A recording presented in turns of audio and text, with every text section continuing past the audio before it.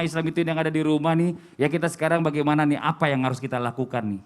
Berbicara masalah tentang tadi kunci-kuncinya udah dikasih tahu. Terus kadang-kadang namanya manusia ini kan suka lengah. Nah sekarang kita coba bahas lagi nih sama guru-guru kita. Bagaimana kita bisa menjadi orang yang lebih baik lagi dalam menjaga lisan. Tidak mudah kemakan omongan orang lain atau fitnah dari omongan orang lain. Kita minta ilmunya dari guru kita Habib Muhammad Syahab. Mohon izin, tafadhol Habib. Bismillahirrahmanirrahim. Jadi orang yang menjaga lisan ini sangat berharga indallah wa indan Nabi.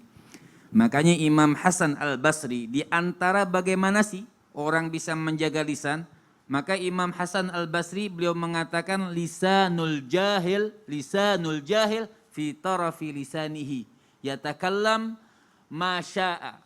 Artinya beliau mengatakan lisanul jahil fi tarafi lisani. Orang kalau jahil dia tidak bisa dia tidak bisa jaga dia punya lisan. Pokoknya di ujung lidahnya apa yang dia pengen omongkan, dia omongkan, tidak memikirkan ke depannya ini bermasalah atau tidak bermasalah omongannya. Ini lisanul jahil.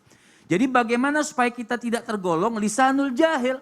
Makanya Imam Hasan mengatakan walisanul hakim atau lisanul alim atau lisan orang yang bijaksana min wara'i qalbih. Jadi lisannya di dalam hati. Jadi dia saring dulu itu omongan di dalam hati, ini omongan bermanfaat atau tidak, bagus atau tidak, menyinggung orang atau tidak, bikin susah atau tidak. Nah ini adalah lisan orang yang bijak, lisan orang yang punya ilmu, lisan orang yang cinta kepada Allah, cinta Nabi SAW. Makanya sampai dikatakan oleh Rasul SAW, siapa orang yang beriman kepada Allah wal yaumal akhir, apa? Falyasmut. Artinya dia banyak diem, la yatakallam illa fil khair. Orang yang baik, orang yang bagus, la yatakallam, dia jaga dia punya lisan, tidak berbicara illa fil khair, kecuali yang bagus-bagus, yang baik-baik, zikir kepada Allah, mengajar ilmu Allah Subhanahu wa taala, berdoa kepada Allah, melontarkan nasihat. Ini adalah lisan yang bagus, lisan yang memang tata caranya supaya lisan kita di antara yang terjaga, meninggalkan sesuatu yang fudul. Yang tidak bermanfaat dia tinggalkan, yang manfaat dia ambil. Itu yang diajarkan oleh Allah, yang dibawa oleh baginda Nabi besar Muhammad sallallahu alaihi wasallam mubarak alaihi wa ala alihi. Dan bagaimana supaya kita tidak gampang tergoda dengan fitnah, supaya kita tidak tergoda dengan sesuatu hoak atau hoax yang benar? Hoax. Ya, itulah. Artinya supaya kita tidak gampang. Jadi seperti Ustadz Syam tadi pertama sudah menyampaikan, ketika datang suatu berita, fatabayyanu. Kita cari dulu, koreksi dulu, betul atau tidak. Atau sebenarnya nggak perlu juga kita cari-cari. Misal kalau ilmu fikih, dalam ilmu fikih misalnya, kita lewat satu tempat netes air. Nggak usah dicari ini air dari mana, najis atau bukan. Jadi najis saja. Sudah, lewat saja. Husnudzon. Pas tahu jadi najis. Oh ternyata air kotoran gitu ya. Nah, kalau nggak tahu cuek. Artinya enggak perlu cari tahu sampai ke pelosok-pelosok.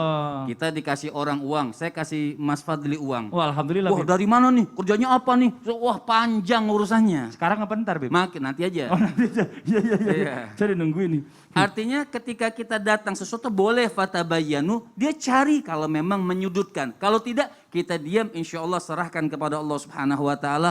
Allah yang akan bertindak. Masya Allah. Jazakallah khairan kasiran ilmunya Habib Muhammad Syahab. Tadi Habib udah mau bagi saya uang, mau Habib Usman belum? Mau bagi saya juga enggak? Ini Masya Allah ya. Kita lanjut lagi nih jamaah Islam itu yang ada di rumah. Jangan tegang juga, santai nontonnya. Dengan santai itu insya Allah ilmu itu lebih mudah terserapnya.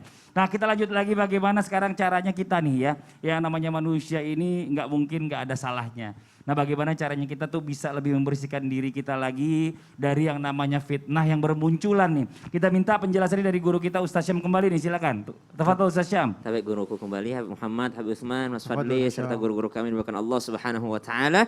Jadi yang pertama tentu saja kita kembalikan kepada Allah dengan cara berdoa. Karena minta tolong itu hanya kepada Allah Subhanahu wa taala, satu-satunya caranya dengan berdoa kepada Allah Subhanahu wa taala. Makanya diajarkan oleh Rasulullah sallallahu alaihi wasallam setelah tahiyat fil alamina innaka Hamidum Majid ada doa yang sangat indah. Allahumma inni a'udzubika min adzabil qabri wa min adzabi jahannam wa min fitnatil mahya wal mamat wa min fitnatil masihid dajjal. Memang saking besarnya ujian fitnah akhir zaman itu, fitnah kehidupan ini, bahkan sampai kematian ada fitnah kematian, maka Nabi SAW mengajarkan doa, fitnatil mahya wal mamat. Ya Allah, aku berlindung kepadamu daripada fitnah kehidupan, fitnah kematian, dan juga fitnah daripada al-masihid dajjal, daripada besarnya fitnah dajjal ini. Maka subhanallah, doa itu yang sangat penting. Kembalikan kepada Allah Subhanahu wa taala dan kita bersandar kepada Allah Subhanahu wa taala dengan dijaga daripada fitnah akhir zaman, dan kita berlindung kepada Allah Subhanahu wa taala dari segala sesuatu yang membahayakan kita. Yang kedua, bagaimana caranya supaya kita terhindar daripada fitnah ini? Maka perbaharui iman kita. Maka diperbaharui iman itu dengan cara apa? Dalam Al-Qur'an disebutkan, ba'da naqul a'udzubillahi minasyaitonir rajim. Wa idza ma unzilat suratun faminhum man yaqulu ayyukum zadathu hadhihi imana فأما الذين آمنوا فزادتهم إيمانا وهم يستبشرون. Dengan kembali mempelajari Al-Quran, dengan dekat dengan Al-Quran, ayat demi ayat masuk ke dalam hati kita, masuk bersama dengan jiwa kita, masuk ke relung jiwa kita, dan insya Allah wahum yastabshirun. Dan ayat-ayat ini membuat keimanan kita semakin bertambah dan membuat kabar gembira kepada kita. Wa ammal ladzina fi qulubihim marad fazadatuhum rijsan ila rijsihim wa matu wa hum kafirun. Dan orang-orang yang tidak menjadikan Al-Quran ini sebagai pegangannya justru bertambah kekafiran kepadanya, justru bertambah fitnah kepadanya. Maka jadikan Al-Quran pedoman ini dengan mendekatkan diri dengan Al-Quran, kembali dekat dengan Al-Quran. Bukan hanya belajar tahsinnya, bukan hanya belajar tajwidnya, tapi mempelajari apa sih maunya Allah, apa sih yang dikatakan Al-Quran. Dan setelah itu ketika kita sudah paham ilmunya, bukan berarti kita boleh untuk menyalahkan orang lain. Karena di antara yang kita bahas tadi ada salah satu fitnah yang namanya ruwaibidah, yakni suka menyalahkan orang lain. Karena belum tentu pendapat kita adalah pendapat yang paling benar. Para mufassirin saja terdahulu mereka ahli bahasa Arab, mereka ahli balaghah, mereka ahli hukum fikih, tapi mereka yang namanya masih toleransi terhadap mufassir yang lainnya. Mereka biasa berbeda pendapat. Yang berbahaya adalah ketika merasa pendapat kita yang paling benar. Maka terhindar dari fitnah. Yang pertama berdoa, yang kedua dekatkan diri dengan Al-Quran, mempelajari ilmu-ilmunya yang ada di dalamnya, apa keinginan Allah Subhanahu wa taala. Yang ketiga, jangan merasa diri lebih baik daripada orang lain. Dan yang terakhir, ketika kita sudah meminta kepada Allah Subhanahu wa taala terhindar daripada fitnah ini, maka hubungan kepada sesama manusia juga tentunya harus dijaga. Kenapa? Banyak orang yang memperbaiki hubungannya dengan Allah tapi ternyata jauh daripada hubungan sesama manusia. Wallahu taala alam. Jadi harus berimbang ya Ustaz Syam, ya, bicara dong. masalah tentang akhirat kita nanti insya Allah kita juga harus bagusin dari sini, dunianya juga harus dibagusin sama keluarga, tetangga dan lain-lain. Jadi Masya Allah luar biasa. Terima kasih banyak Ustaz Syam atas penjelasannya.